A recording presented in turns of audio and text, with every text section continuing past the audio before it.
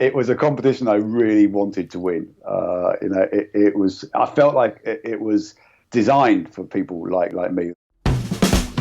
If you lead an interesting life, good pictures will happen. Oh, nice. You might well be my sexiest sounding guest. Go somewhere you've never been before and take a camera. We had this gorgeous Mediterranean light just flowing in. Which Asda were you in? Dartford. Very nice. Your first 10,000 pictures are your worst. Let's sit down, let's have a cup of tea. Welcome to the show.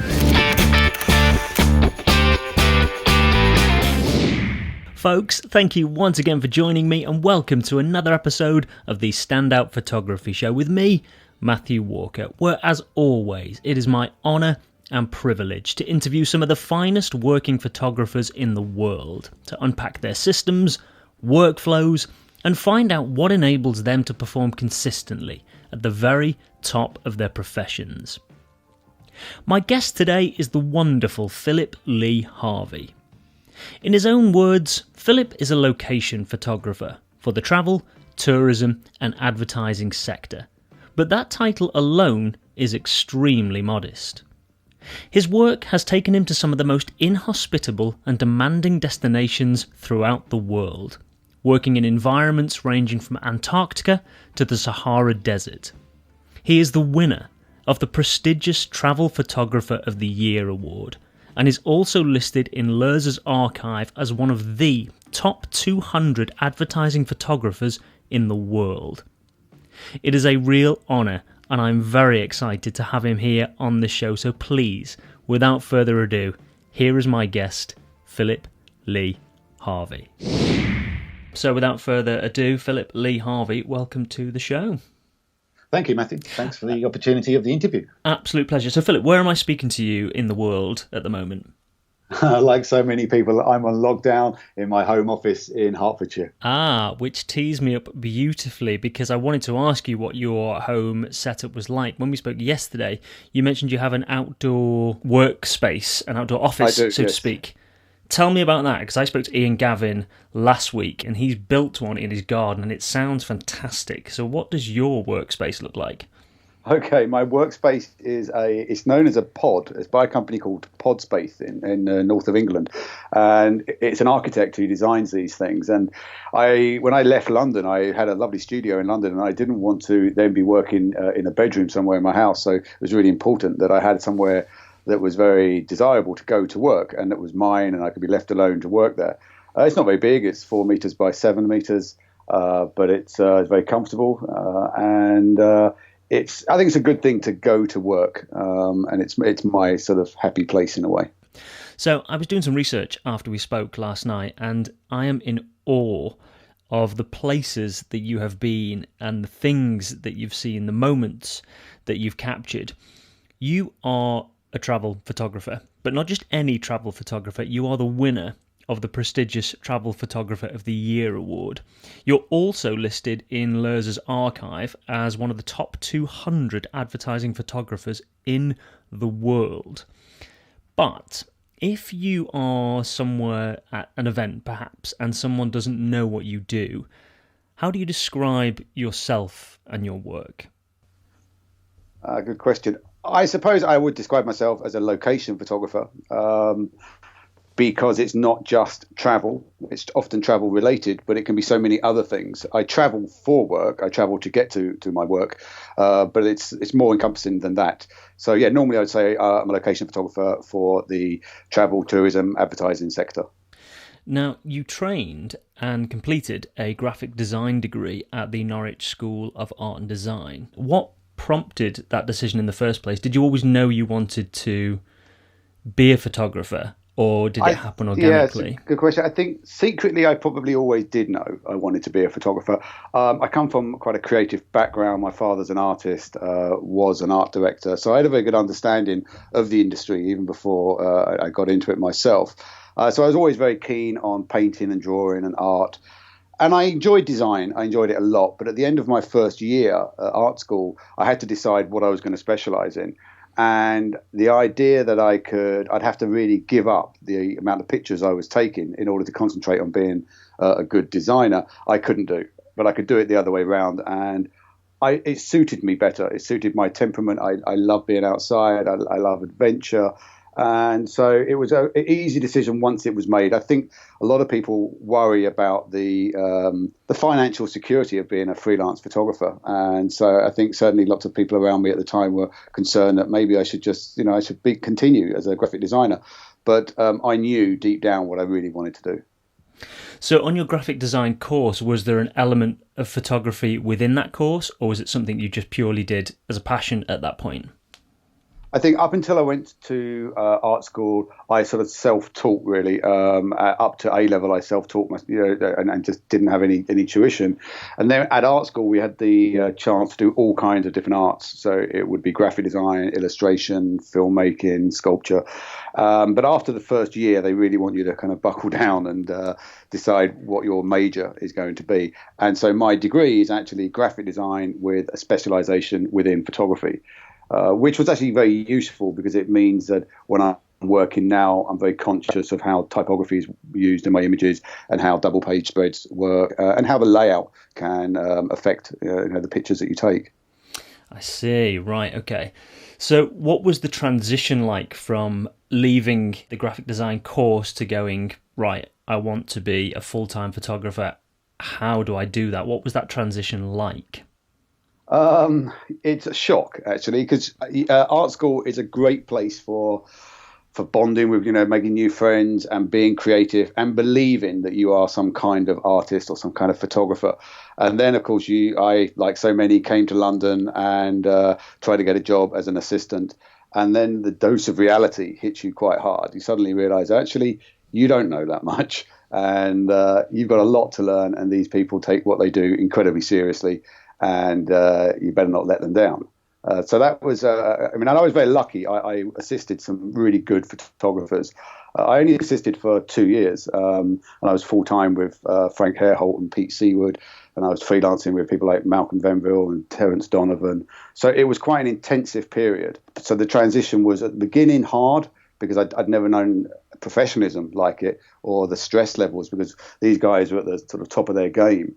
And there is a lot of stress involved in those big shoots, but you learnt that you only make a mistake once. And I still look back on those days, and it's amazing for that 2-year period how much of a foundation it laid for me for the years after. So for anyone listening that is thinking about a career in photography, or perhaps might have even started and is wondering how to progress, how did you end up with those agencies assisting those great photographers in the first place? Did you write to people? Did you send your portfolio? Did you physically go around knocking on doors? How did that happen? Oh, yes. Well, any way that works, really. There is no sort of golden ticket to it. I started off in a hire studio, a place called Eagle Wolf, and I started off literally just painting coves white. At the end, after a photographer would leave, I'd paint the cove again. And I did that for about 6 weeks. But there were other photographers that were based in that complex, and I just literally went knocking on their doors. And eventually, I was taken in on a kind of temporary basis. I remember one of the photographers I worked for, he wanted a new second assistant, and he actually made a kind of competition between me and a much more experienced guy to see which one would get the job.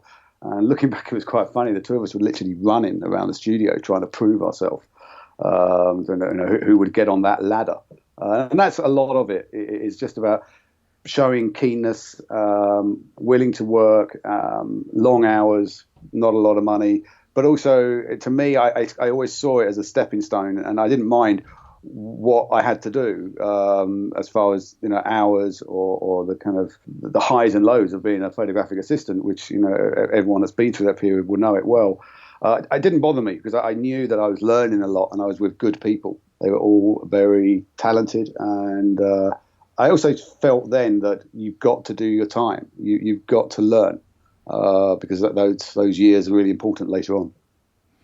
Yeah, it's interesting, and every photographer I speak to, and I guess it's not just photography, it's every walk of life, it's persistence, and it's just keep doing what you're doing and keep learning no matter where you are and what environment you're in. Persistence seems to be the key. Yeah, and I think also giving 110%. Don't just do what you're asked to do more. And and if you don't know a bit of kit, just be honest, say you don't know it, but go home and learn it that night, and so that you're ready for the next day. No one expects you to know everything. but they expect you to want to learn and to do it in your own time and use your own initiative, so that you're not just assisting that photographer. Ideally, you're bringing something new to the table as well. So once you'd finished your training, what was your first big job when you were on your own, so to speak, Sure. and you were out in the big wide world? It's funny, I've been asked that before. There never is one kind of big job. Every job you think, this will be the one, this is going to really help my career.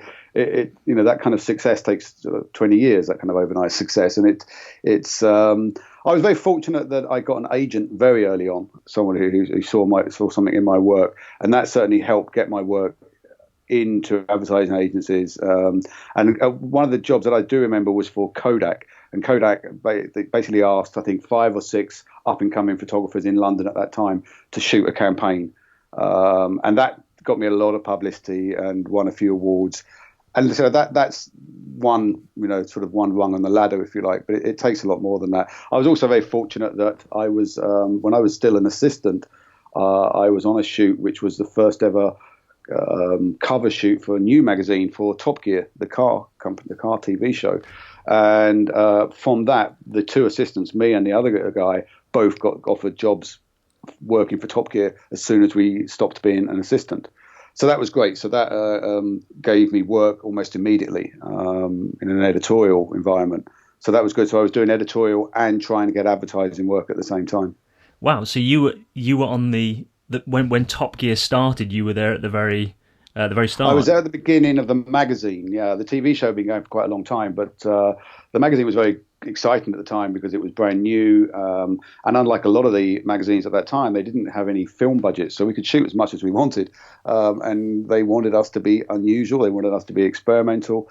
And I traveled a lot like that as well, because at the beginning of my career, travel magazines as such didn't really exist. And so the best way to travel was to do drive stories for car magazines. Now, that takes us on very nicely to your work and your career as a travel photographer. Now, I read somewhere that you have visited over 120 countries. Is that right? Yes, it is. Yeah, quite a few. And still, hopefully, not at the moment, but hopefully we'll get back to counting a few more. Yes, fingers crossed. So, was travel photography always part of the big picture, or was it a more organic process that you happened to have a love of travel and a love for photography which complement one another so well? Yeah, I suppose so. I mean, as a child, I was very keen on reading about explorers and adventures that they had. I very much grew up on National Geographic and those kind of magazines that were around at the time. And I knew I loved adventure. And I love being outside. I grew up on a farm. And so that was important to me, to be able to find a lifestyle that would allow me to continue that. As far as becoming, if you like, a travel photographer, what I did was, with the first couple of years' earnings through either editorial or advertising, I went on a personal trip to Bali and Java. And that really cemented in me that this is what I want to do. And then when I got back, I was very fortunate that Condé Nast Traveller magazine had just launched. I had an exhibition, and the picture editor at the time, Caroline Metcalf, offered me my first pure travel assignment to go to the hills, the highlands of northern Thailand. And so that was really good. And so that made me think, actually, yeah, there is a job here. There is a way that I can have the adventures that I want. I can take the kind of pictures that I wanted, and somebody would pay me. And so that was the first time I really realized that you could be a traveling photographer without necessarily being a documentary photographer. Now, you've touched on 2 really interesting things there, one of which I'm going to journey back slightly. You mentioned that you had an agent from quite early on. And for anyone listening that wants to progress their career and take it to the next level, how did you go about getting an agent? Did you approach them? Did they approach you? How did that work? And secondly, once you have an agent, what can they do to help you develop your career? Well, yeah, on that particular occasion, the lady's name was Belle January. She's now an art buyer, but when she worked for an agent who represented one of the photographers that I assisted. And so when she was going to go out on her own, she already knew of the work that I was doing and knew of me. And I think because she was young, she wanted a young stable of photographers as well. So sometimes agents will approach you like that.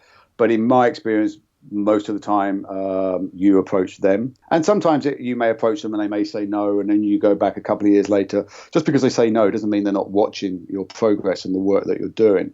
And then to answer your other question as far as what does an agent do? For me, agents are very good about getting your work in front of the right people that commission, certainly within advertising.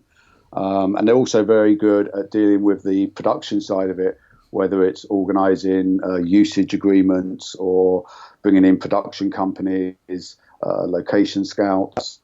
If you're on a very large shoot, you cannot do it on your own. And in fact, you shouldn't. It's much better to concentrate on the photography aspect of it and let other people worry about the logistics. Of course, you're involved in it and you know what's going on, but actually your time is better spent doing what you're good at. And you also mentioned that when you returned from your trip to Bali and Java, you had an exhibition. Yes. Is that something that you organised? Where was that? And from the body of work that you had, how did you decide what images you would display in that exhibition? Sure. Okay. So when I came back, I was also friends with some guys that owned a retouching house in London, and they had recently moved, and they had a big empty space they didn't know what to do with. And just over conversation, they said, "We can have an exhibition here if you wish," and that was great for me because I couldn't have afforded it any other way. And it's good to do. Exhibitions are good, but they are a costly affair. You have to pay for all the prints yourself. You dream that you'll sell some. Quite often you don't sell any. But it's about building the exposure, inviting the right people. I think when people do an exhibition, they think it's a failure if they haven't sold or many images. It's not just about that. It's about just letting people know you're there and letting them have the time and space to look at your work and have a chat with you. How long did that particular exhibition last? I think it was about 4 to 6 weeks, something like that. And it did work really well for me. It also, for me, allowed me to look at the travel work I'd been doing up until that point. As I said, I went to Bali and Java, but I always have done personal work, and I always travel every year somewhere just for myself. That's not an assignment. And 20 years later, I still do that now.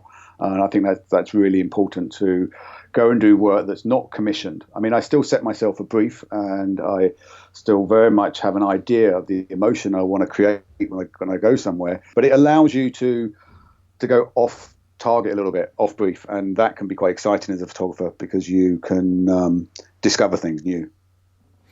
This kind of beautifully leads on to my next question, actually, which was, you mentioned then that you still travel for yourself. What extent do you plan those trips and where you want to go? Is everything mapped out, or do you tend to go off-piste? How long do you go for? Over the years, I've done all different ones, really. And in the beginning, I would go to places to prove to myself that I could do it. So I wanted to be able to work in very cold environments. So funnily enough, I trained in an Asda cold store in Dartford for a few hours for about every week for about 6 weeks. I wanted to know how cameras behave at that kind of temperatures, that the oil in lenses freeze, and I was shooting on film in those days. If you use a motor drive, it becomes brittle and snaps.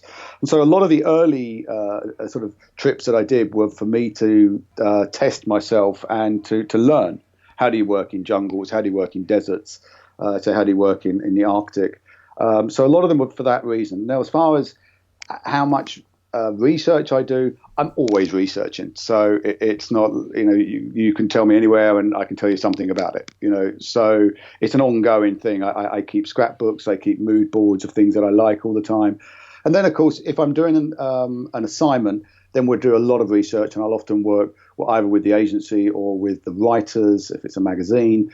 And we do a fair amount of research to plan the route. I'll also do a lot of picture research. I want to know what people have shot before. And then I want to be able to sometimes shoot that because it's like a safety net to have those images first. But then I want to see a different angle. I want to find something new. The other reason I would do a lot of picture research is that I can then show a guide who may not speak English as his first language the kind of thing I'm after, and visual things are much better to do that than to try and explain it. And so I'll always create a mood board as well. So I may not know, for example, let's say I go to Casablanca in Morocco. I may not know Casablanca, but I would have studied a kind of mood, a color palette, and the kind of emotions that I want to create from that shoot, much more than the actual destinations themselves. I love that you spent, from all of that, I enjoyed that you spent 6 weeks in Asda. Which Asda were you in? Dartford. Dartford Asda. Yeah, so did you go in? Me and a pack of lots of pizzas. So did you go in after hours and then? No, it was quite funny. A friend of mine was quite high up in the management there, and I would literally just walk through the canteen in full Arctic clothing once a week, and just with my cameras, and just sit in there and take pictures of pizza boxes because they thought I was crazy, but I didn't want to get to an environment and not know what was going to happen. How long so that I learned a lot. How long did you spend in each sitting? About two or 3 hours at about minus 25. Wow. Well, I just think it's fascinating that level of, I guess it's that level of preparation, like you say, because you don't want to get there and miss the shot because... Well, exactly. And I think because I was learning, I mean, I've obviously been to a lot of very cold places since then, but those things that you learn in the first couple of trips that you do, like you were saying earlier, you don't make the same mistake twice. I don't want to be able to not get the shot, but also when I'm asked to go somewhere, my first thoughts after the initial excitement of great as a job is what could go wrong there. And I work back from what could go wrong and then try to make sure that I'm prepared. So that, if you go somewhere very cold, for example, cable releases shrink. The cables get tighter and they fall. So you must make sure you've got lots of spare cable releases or different ways of doing it. Use old manual ones, or use your self timer. You have to learn those things, and sometimes you learn them the hard way by them going wrong. Same as taking cameras into humid jungle environments. The moisture, certain cameras that are not well weather sealed will just stop working within maybe half an hour. And so a lot of the cameras that I use are designed for sports photographers because they're designed to be set out on the edge of a football field in the rain for 90 minutes. So I use kit that I know is tough enough to take it. And it's the same with wherever you go, you have to learn a little bit about that environment. Is that Asda experience... I don't want to fixate on the fact that you're in Asda whilst it is absolutely brilliant. It's the level of preparation that I find fascinating. Is that the most extreme preparation that you've done prior to going on a trip? Yeah, probably. And I think it's because I was so young as well. I was probably only 24, 25 then. And, and I really was eager to see, the world as quickly as I could. Let's move on, if I may, to talk about Travel Photographer of the Year. What was the journey like getting to that point? Had you applied for the competition before in previous years? And how did you decide what images you would submit? Had I applied before? I'd applied every year for 12 years since it began. It was a competition I really wanted to win. It was. I felt like it was designed for people like me, the kind of work that I do. And for 11 years, I'd won other awards, single awards or category awards, but I'd never won the main overall prize. So that was a relief to start with, that I was kind of doing the right thing. But also, as far as the images go, there were two sets. To win it outright, you have to win two categories. And so I had a set of images from Namibia, of a woman on the Himba tribe on the Angola border. And I had another set of images from a place called Lalibela, which is a place of pilgrimage and worship in Ethiopia. And I think both of them told stories in a set of pictures. And they were done in a short period of each other. So as in the Himba shots were literally done in 1 hour, one early morning. And so they have a continuity of tone and color and light. And I think that's often what they're looking for. They're looking for something which not only resonates with the judges, but as a package tells a story. One image alone wouldn't win it. It has to be that all of them collectively have a bigger strength because of the way they work with each other. So for anyone that doesn't know the competition, how many images do you submit per year? I would normally submit I try as many as you can afford, really, but it's not the most expensive competition. I would probably put in about 15 pictures maybe each year. And they may be, some of them will be individual pictures and some of them would be a series. But if you want to win, it's a series that you've got to get through, which is harder because you may have 3 amazing pictures and 1 weak one, and then that won't get through. And even if you've got 1 amazing one, the best you'll ever get will be best single image. So I'm always looking to get the stories. But I don't shoot pictures thinking that will be good for an award. And both of those two that won the award were both on assignment, so they were for a commission in the first place. When you're deciding which 15 images you're going to submit, how do you settle on those 15 images? I mean, do you show family? Do you show friends? Do you put them out into the world to get feedback? How did you decide on those 15 images? I think I mainly do it myself, to be honest, but I go through quite a long process, the same as when I come back and edit from a shoot. I'll use software like Bridge to start with, and I find one image that really resonates with me and feel that is the linchpin, if you like, of the story, and then I'll put all the other images next to it and say, does it help it? Does it make it weaker? Is it saying the same thing?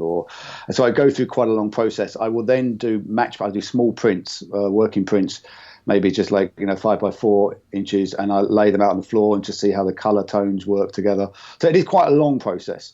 And I think it's important as well that you walk away from it for a few days and then go back, because then sometimes what was I doing? That doesn't work, or that you've missed a picture. Sometimes the best picture isn't the one for the right series. It may have been a struggle to get. It may have, you may have thought it was fantastic at the time. When you see it as a set for an award, it's a different thing. It's the same as when you're doing a commission. It's not always the best picture photographically that gets used. It's the one that tells the story, that's got the narrative that will be used. So I do ask you a question. Do I ask other people? Sometimes, but I'm pretty self-critical. What's your journey like from the moment you take the card out of the camera to delivering what you feel is your final image? What does that journey look like? You mentioned Bridge. What's your workflow, I guess, is what I'm asking. Yeah, I understand. It varies depending on the job. I prefer shooting to card rather than shooting tethered, as in straight into a laptop. Only because I'm quite active and I like moving around a lot. I don't really want the restraints of a cable. But sometimes when you're shooting advertising and it's going straight into a layout, so we'll have the layout on the computer so the art director can see the image coming in and knows that it will fit and that the typography will work around it. And lots of people on those big shoots will have an opinion and they all want to come and have a look at the monitor while you're shooting. So that is one way of working, which I have to do that for advertising. And it's I don't mind it. It's more of a collaborative process. But when I'm doing more sort of editorial or more sort of geographical work, then my workflow would be shoot to card. I don't back up. Some people shoot to 2 cards at the same time. I don't. I shoot to 1 card. I try not to use really large cards, maybe 64 gig cards, so that I can change them on a fairly regular basis, so that if a card does corrupt, you haven't lost everything. I shoot to card all day long. I've got a lot of cards. And mainly I don't put them onto a computer in the daytime because we're traveling, we're too busy, or we're recceing for the next location. So each night in a hotel, I will put them all initially onto a laptop, and then I back it up into at least 2 other places. So in theory, it's in 3 places, everything I shoot. It's on the laptop and then 2 other external hard drives. I don't tend to go through and edit while I'm away. I'll go and check focus, make sure there's no damage on lenses and there's no sensor dust and that kind of thing. But I don't tend to edit as I go. And the reason that I don't is because I don't want to believe I've got it. I don't want to think I've got that now, move on. I still want to remain hungry. And so I'll go through and go, yeah, that's okay. We know that it's good, but none of them are that good. So the next day you go out and you try to still think you've got nothing. So I will then put up, say, 2 hard drives, and then when I get 3 places, one on the laptop as well, when I get back to my office, it will go onto a RAID system, again in 2 places, one kept off-site and one kept in my office. Then from there, I'll go through in Lightroom and tag all the usable pictures that I think are good. And when I first see pictures, when I first come back, I never like them. There's always too much, because in order to get to a picture, there's a process that I go through. And you'll see, if you were to look at a timeline of my images, especially if I'm in a city or something, every 5th picture is of the road.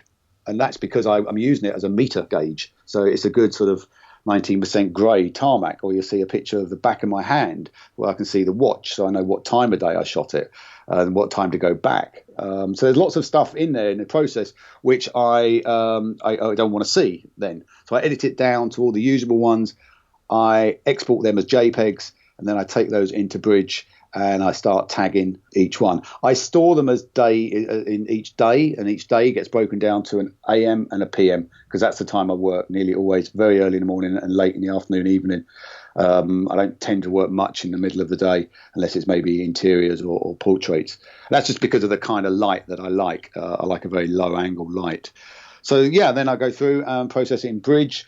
And once I've got those right, then there normally be, let's say, a 10-day shoot would get down to maybe 100 pictures, and probably from about 8,000 to about 100 pictures. And then that's what would get sent to my client, as well as a folder with my personal favourites in as well, so that they know how I was feeling and thinking at the time.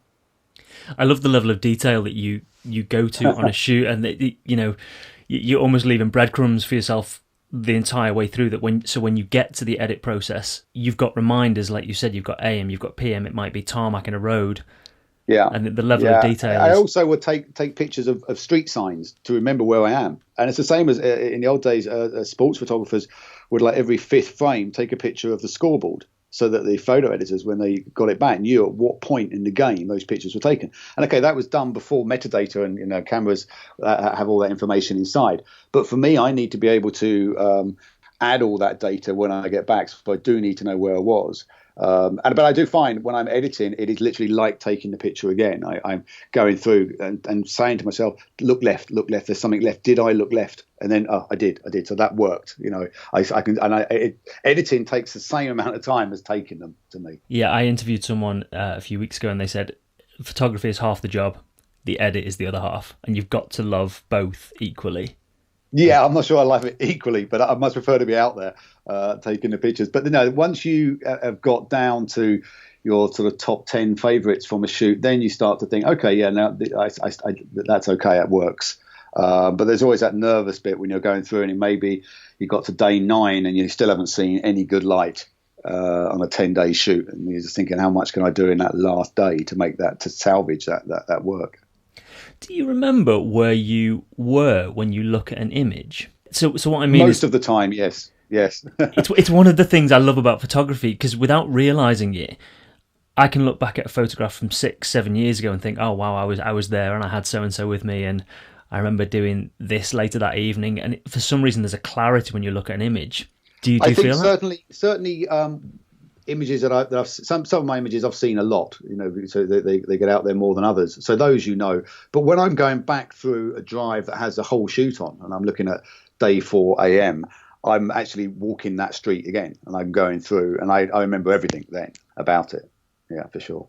I could talk to you all day for hours on end about travel, but I'm conscious of your time. So let's move on, if that's all right, to how you came into the top 200 advertising photographers worldwide on Lurzer's archive.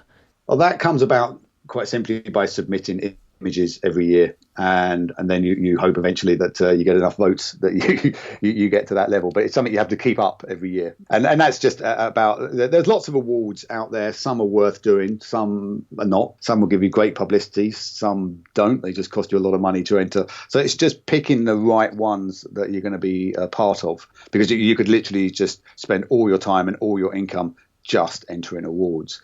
And awards are good, but they're part of what you should do as a photographer, and you shouldn't put so much weight on it, really. But it is, those sort of badges are good for other people to use for you. Is there one out there that has eluded you so far? Oh, there's lots. and even if you've won one once, you do question whether it was a bit of a fluke. Can you do it again? And nobody wants to think that their best work was behind them. So you keep trying. I mean, I enter probably less awards now than I have done in the past, but some of that depends on the commissions that you're getting at the time. Certain kind of commissions or certain travels that you do will be very good for awards, and others will suit your client perfectly, but may not be an award type image. So is there, You said that you felt like Travel Photographer of the Year was the one for you. Is there? And you chuckled when I said, "Is there any that have eluded you?" Is there one? Is there another one up there? I wouldn't mind a Sony award. That would be pretty good. Sienna awards. There are lots. But it's not. I wouldn't lose any sleep over not getting it. But it's a great recognition within the industry if you do. Why photography? And I know that is extremely broad. I ask because for me it's twofold. It's firstly what I said earlier about you can look at an image and it brings back a rush of memories and emotions. And secondly, you can never take the same photograph twice. You could have the same camera in the same location at the same time of day and two photographers would take a completely different image. Why photography? I suppose I got my first camera when I was 13 and it instantly felt right.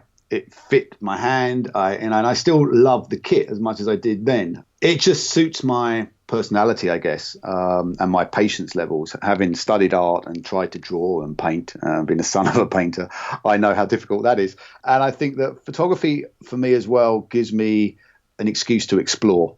And the two go hand in hand to me. I think if I was, personally anyway, if I was just taking pictures in a room or in a studio environment every day, that to me would be a job. But with the work that I do, and I've been fortunate enough to do up until now, it's a way of life. And to me, to live a photographic life that involves travel, adventure, and new things I've never done before, places I've never been, that and photography all go hand in hand. You can't take one away from the other.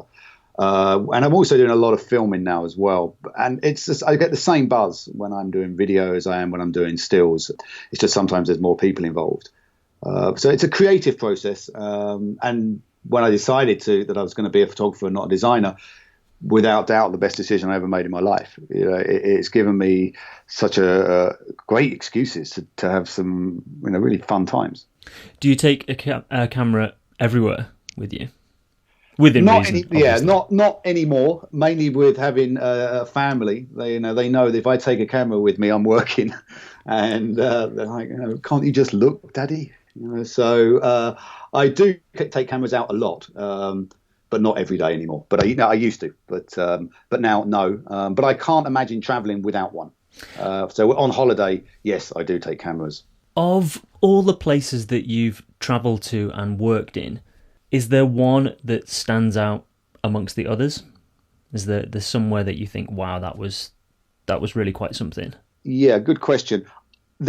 No, you tend to remember a place by the quality of the work that you produced to start with. So I've been to places where I might not have had a great time, but if the images were worked out well, then you remember it. I mean, I remember going to Haiti, and that was a crazy idea. It was a travel magazine. Somebody had convinced an editor that Haiti was going to be the new Havana. And of course, I arrived in the island of Haiti in the Caribbean, only to discover they were pretty much in civil war. And it was a very tough assignment.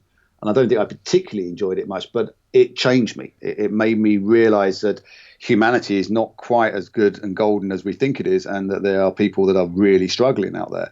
And as a traveling photographer, you must be aware of that, because there's always a danger that you just put a gloss on everything. In the same, I'm very influenced by painting as well. And when a lot of Victorian painters would go and make these places, it was a very colonial view of those places. And you have to be very careful that you, when you go somewhere, that you're showing it the best you can, but also with dignity to the people that are there. So Haiti is one I do remember very strongly. And I suppose others, I mean, the first time you ever go to India is mind-blowing. And the first time, you're in a Sahara desert in the middle of nowhere, haven't seen anyone for 6 days. Those kind of things, leave a mark on you. Is there somewhere that you, I'm sure there's a long, long list. Is there somewhere that you want to go to that you haven't explored yet?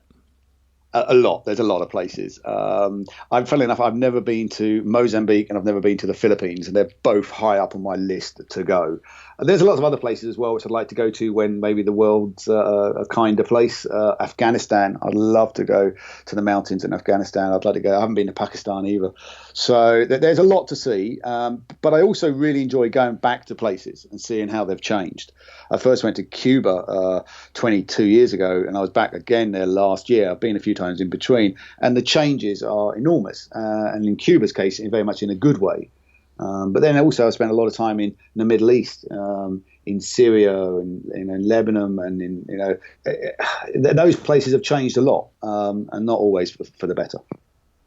It's interesting that you say Cuba has changed, because I went to Cuba 4 years ago maybe, and it's the first time I'd visited it, and it's lost in time almost when you arrive. There's the old cars, there's the old buildings. What had changed in the time between the first time you went and your most recent visit? I think they're more comfortable in their own skin. To start with, I think the political system is a lot calmer. But when I first went 22 years ago, there were old cars, but that was because there was no choice. The difference now is that these old cars are being rebuilt with modern engines in for tourism, and they're realizing now that if you take the old Havana away, then people won't come. It's a big pull for tourism to be able to drive along those beachfront roads in old Cadillacs. And of course, the other thing that's changed a lot is that lots of people have been coming back to Cuba that exiled for many years, and so they're bringing influences back. And when I first went, the food was appalling because everything was exported. And now they're really starting to fall in love again with their local Cuban cuisine, and that is amazing. And it's really refreshing to see. And they seem to be finding their own voice on their own terms, which is always, I think, has longevity for a destination. As a travelling photographer, what's the most important item that you travel with in your kit bag? Is there something you simply cannot live without? Apart from the obvious. Apart from the obvious, yeah. I don't know. I mean, every job I pack slightly differently for. The one thing I do use a lot is a viewfinder, an LCD viewfinder. And I don't know many other photographers that use it like I do, but it's a blacked out viewfinder which has a magnetic clip that clips onto the back of your LCD on your camera, and it allows me to look at the picture without any other interruptions around me. And also, I'm working often in very bright places, and so it allows me to really concentrate on the image just for a few seconds to see how it worked, did it work, and it's a very good tool for showing it to other people as well, art directors, clients, or sometimes a subject that you're photographing. So I would say, the LCD viewfinders is something I'd miss. I could work without it, but it's come part of the way that I like to work. If there was only one image that you could frame to put in your office, what would it be? Yes, you sent me this question, and I've been thinking about that. It wouldn't be a recent picture, actually. It would be one that I took very early on of a young novice monk boy in a place called the Lama Yuru Temple in Ladakh, which is the Indian Himalayas. I think every few years you take a picture which surprises you, and I always love those pictures. You kind of think, did I take that? That's too good for me. And there's something about it which leads you on to your next few years of what you're doing. And that was the first one I ever took when I brought it back and thought, that's got a painterly feel. It doesn't answer all the questions. It's geographical, and all the things that I really liked about images. So that one would be the one, but it was shot a long time ago. Shot it, I think, in 1998. So I had a few more moments like that since, but it was at the beginning, and so it feels special to me. If someone had £50 to spend to improve their photography, how would you advise they spend it? Presuming they already have a camera, if you're only spending £50 on one, probably use your phone. £50, I would suggest that you either by foot or by bicycle go somewhere you've never been before and take a camera and explore. What's the ultimate goal? I mean, presumably the ultimate goal. Travel Photographer of the Year was definitely up there, but is there another goal going forward? Yeah, to continue doing what I'm doing as much as I can, and for it only ever to stop when I decide. I think that might be the perfect answer to that question. Now, I'm going to ask you a series of quick fire questions, and I'm going to hold you to an answer. So, black and white or colour? Colour. I think I know the answer to this next one. studio or natural light? Daylight outside. Canon or Nikon or other? Any. But if you want to know, I mainly use Canons for stills and Blackmagic for video. Ah, now that's interesting. How do you find the Blackmagic? For Brilliant. video? Yeah, I've got the 6K pocket, and for as a bit of kit for what it costs and everything else, it's an amazing quality, and I think it's a very good jump for stills photographers to use. I think it's very intuitive the way it works. We haven't really touched on the video side of your work. How did that happen? Was it something that you'd always had a passion for, and photography kind of steered you into it? It started with when I was doing a lot of work with Land Rover. I'd go off and have all these adventures, and we'd go to the Sahara, or we'd go and follow the monsoon rains across India, or we'd go to Libya for the total eclipse. And I went and did all these things, and we started making these behind the scenes films, really just for us to start off with, just as a bit of fun. And our clients saw them and loved them and said, well, could you, on the next one, make it 50-50 and do as much video as you do stills? And that was 15 years ago. And sort of since then, I've been doing more video. It's got to the point now I'm probably about 50% of what I do is video. But nearly always it's in conjunction with stills as well. They want me to do both, because it's cost effective and it's one person's vision as well. So I've always done it, but over the last couple of years, I've sort of upped the way that I do it.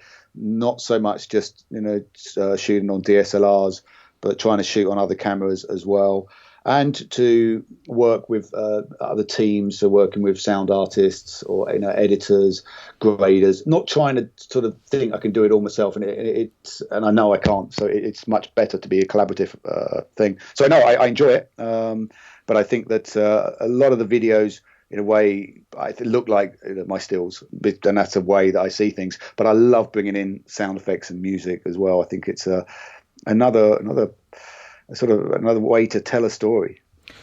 Prime or zoom? Given a choice, prime always, but that doesn't always happen. I'm very limited on what I can carry. There's so much kit that I'd like to take to places, but literally when if I might be somewhere on my own, or even if I'm with an assistant, that's literally just 2 rucksacks, and also speed. So I think when I started, you'd never use a zoom lens. It would always have to be primes, because zoom lenses weren't very good. They're a lot better now, and the quality is really good. But there's something about the decision process when you work with primes that actually puts you in a stronger position to take pictures. If you're working on primes, you learn a lot more about composition when you're starting, and it makes you engage with your subject a lot more. And unless you're shooting wildlife, and I wouldn't suggest you use the 50mm prime, but I like the quality of some of the prime lenses that are out there now. You talked about Nikon and Canon. I mean, I think they've both got good prime lenses, and so Sigma, the Art series, they're very good too. And also I've been experimenting recently with cine lenses as well, and they make stills lenses look cheap. Yeah, they really are. They're quite something, those cine lenses. Film or digital? After so many years arguing at airports with X-ray machine guys, it's got to be digital. Now this will be an interesting one for you. People or landscapes? Oh. People, I suppose. If I had to make that decision, yeah, probably. I mean, eventually it's a bit like being on sort of desert island disc, isn't it? Eventually, you'd go crazy if you were just looking at a landscape. At least people react. Do you have a preference in terms of shooting, rather than the desert island discs scenario where you're, just looking at a landscape or people? No, honestly, I mean, I think what happens with landscapes is that the destination may be outstanding already, and you're always looking for good locations, but light can change so fast, and if you get an understanding of daylight and how it can work, then it can suddenly bring something magical which you weren't expecting. And it's all about knowing when you're being lucky, really, and to sort of monopolize that situation. And with people, people can sometimes surprise you. You think they're not going to give you what you want, or they're not going to be very easy to photograph, and then you get that spark of excitement and it all comes together. Just going back a little bit to the Himba woman that I photographed for Travel Photographer of the Year, that was an unusual shoot because it was a collaboration between me and the girl I was photographing. She lives literally in a mud hut in Namibia, but she's very much aware of her sort of herself. And so I would show her in the back of the camera the pictures we were taking, and she would readjust her jewelry and would take some more. And I love that collaboration. I think it's much better to feel like you're making a picture rather than taking. That's interesting, actually. How do you go about working with somebody that potentially doesn't feel 100% comfortable in front of the camera, and it's your job to make them feel at ease? It is. Body language is really important, and I think that you can often read into that. The other thing, of course, is that sometimes you don't want them to react. Depending on what you're trying to say about that person, maybe the awkwardness is what you need. Sometimes people that immediately smile and give you the perfect smile every time actually don't give you anything. They give you a facade. So sometimes you put people at ease because that's the look that you want, depending on what you're doing. Other times you don't. You leave it like it is. The other thing I do is I use a lot of sort of sign language, and I can get them to sort of pay attention to me, even if there's lots of other people around. And that's often the hardest thing, is when you've got lots of other people watching you take pictures and your subject is looking at them all the time. And you need to command that space. If they're nervous, you can't be. You've got to look like you know what you're doing. Landscape or portrait? I ask because for some reason I tend to take a lot more landscape images than portrait. I don't know why, but just seems to be the way my eye works. Do you have a preference? I don't really. It depends on the subject, and I suppose because of my graphic design training, I always shoot both. So if I'm doing a landscape, let's say, and it's in a landscape format, I'll always do it in a portrait single-page version as well. That's sort of habit for me. I always do that. People are very different. If you're doing a portrait format tends to work better, but then sometimes you've got to break those rules and stick them in the corner of a frame on a landscape format, and that can bring attention as well. So no, I don't have a preference. In fact, I started on Hasselblad, so I started on square. So and even now, I shoot a landscape, put it onto Instagram, it changes it immediately. I think it's really interesting there that you mentioned something about you always have an eye for where the image is going, and I think that's so important nowadays. Because I think totally. I think if you're gonna try and work really hard to get a good picture, it's got to be usable. Otherwise, you're the equivalent of a bedroom guitarist. You might be a genius, but if nobody ever hears you play. And it's the same thing. I think that when I'm taking a picture and I want it to be a cover, or I really want the art director to think about it as a cover, I try to make it as easy for them as possible. There's no point having a picture as a commercial photographer if it's not usable. Now, that's again, we've touched on something that I hadn't really planned on, actually, but it's I think it's fascinating because that's where the business side comes in as well, isn't it? You have to understand your whole business. And I spoke to another photographer who said, I'm delivering something for someone else to do their job, and I have to think of it like that. Despite my natural urges sometimes to take the best shot, I have to think. But I think eventually certainly what's happened for me is that it's so ingrained in me when I'm working that even when I'm doing one of my self-initiated projects, I'm still thinking about how it can be used in a magazine. Or how it could be used as an ad. Where's the space for copy and the type? I think it's so ingrained in me, and I don't think I could take that out of my mind. I don't sort of take pictures for an exhibition. I don't take them for that purpose. They all have a reason for being taken, and I would like I like to see my pictures used. If someone wanted a career in photography, what advice would you give them? Never give up. It's hard at times. I would tell them to not always believe everything you see. Photographers are good at making things look good, especially their own careers, and so follow your own road and be different. We're so many images around these days, especially with social media and everything else. Everyone can make an image. Not everyone can tell a story and have their own personal stamp on it, and that takes time. You can't go out straight away and just think that's going to be an image that people will know I've taken. It takes time to know the kind of things that you like. So explore, experiment, be different, work hard, and don't accept failure. Philip Lee Harvey, I think that is a wonderful way to finish. Don't accept failure. Thank you, Matthew. Thank you ever so much. Appreciate it. That was my conversation with Philip Lee Harvey. A huge thank you to Philip for taking the time to share his incredible journey with us. If you'd like to find out more about Philip, you can find him on Instagram at Philip_Lee_Harvey_photographer. Did you get all that? Once again, it's at Philip_Lee_Harvey_photographer, and that is Philip with one L. Or visit his website www.philipleeharvey.com.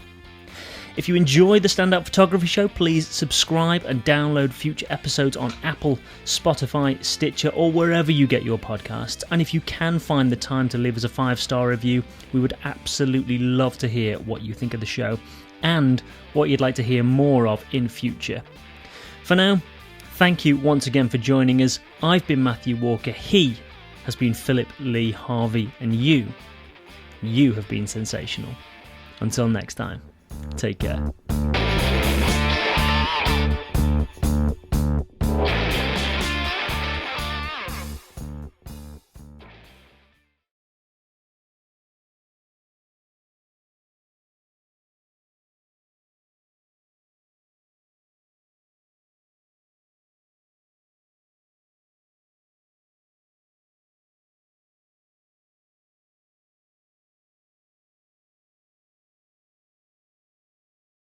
Who built your website, incidentally? Well, I designed it. Right. And so what actually happened is it's a company called Byte that actually I worked with on it, but I worked out the layout and how I wanted it to look myself. It's lovely. I love the simplicity of when you first go on. Yeah, that was very much the case. What happens with websites, I think, is that you keep adding to it and you forget to take things off. And before you know where you are, it's a mess. And the analogy I use is when you first move into your new house or it's just been redecorated, you think this is really nice. And then you just fill it with stuff. And so, no, thank you. I wanted it to be the bare essentials to what you need. How did you go about deciding the images that you wanted on the website? Because again, I spoke to another photographer last week, and their website must have only contained 20 images, maybe. Right. And there's 20 years worth of work. And I was like, how did you arrive at these 20 images? I tend to put on ones that often they're quite current, so the ones that I've done recently, or they're just ones that we in discussions with my agents and everything else feel that it's a good image to represent what I do. I also have the added bonus in a way that I have an archive on my site as well. So if you wanted to find more, there's a lot more there. Oh, I see. So you've got a stock archive, which I noticed. Yes.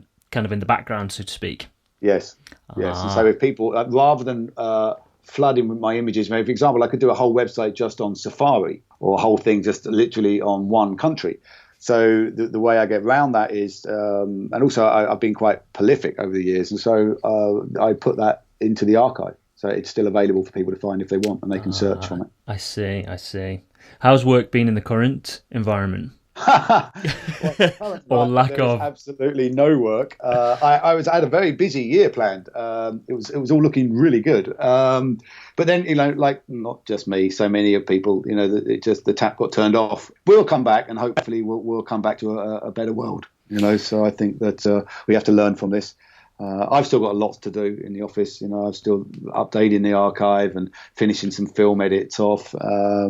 Then once I've done all that, I'll start again and start thinking of where I'd like to go, mood boards and the next thing, really.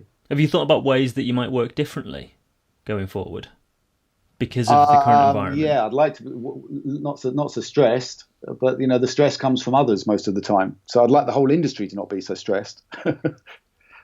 But the advertising world is notoriously stressful and quite last minute, and I think it doesn't need to be like that. I think it's just the way people have become. Yeah, it seems to be getting more last minute as well. I don't know whether you've noticed that. Yeah, no, it does. I think with me, I don't get it that bad because it's very difficult to do a last minute trip to somewhere. But it does happen. Sometimes I get a couple of days' notice and I have to go.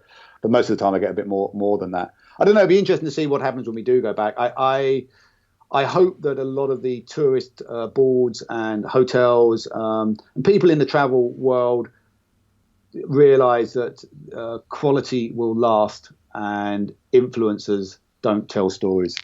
What in terms of Instagram influencers? In terms of when you look through Instagram or you look through a lot of hotel tourist board feeds now, there seemed to be a very easy way for them to get a lot of free content, which was to give free hotel rooms to influencers with a lot of followers who aren't necessarily photographers.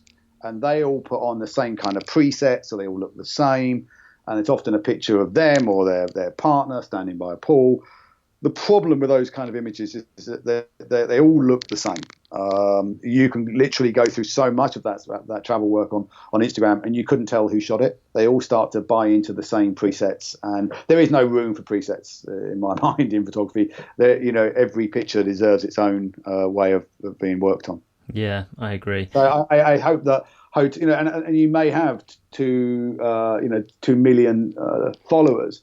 Will that turn around into sales? Are these pictures usable in multiple formats?